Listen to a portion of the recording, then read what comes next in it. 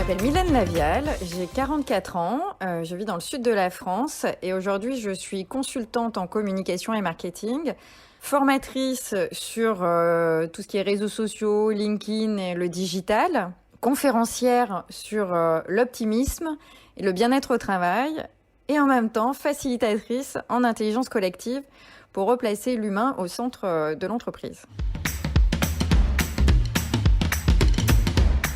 J'ai créé une association qui s'appelle les Optimistes du Sud-Est et je suis déléguée de la Ligue des Optimistes aussi. D'ailleurs, vous pouvez taper sur Internet la Ligue des Optimistes, il y a plein d'articles que vous pourrez retrouver.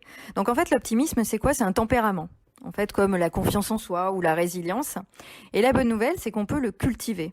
Parce que l'optimisme, c'est ce qui va nous donner une confiance en l'avenir, en fait.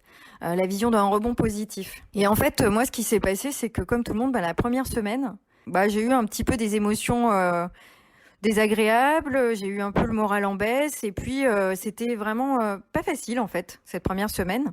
Et à la fin de la première semaine, je me suis dit oup hop hop, hop hop hop, ressortons des outils qui peuvent nous aider à développer cet optimisme.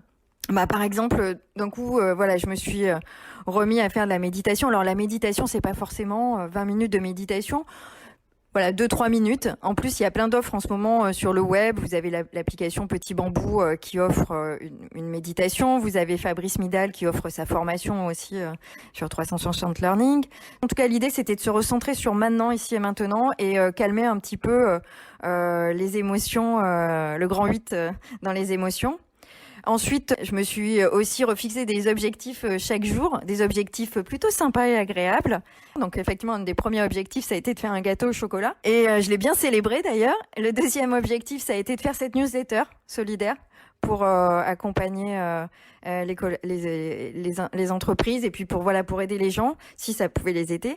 Et la troisième clé que j'ai mis en place, c'est la gratitude, bien sûr, la reconnaissance.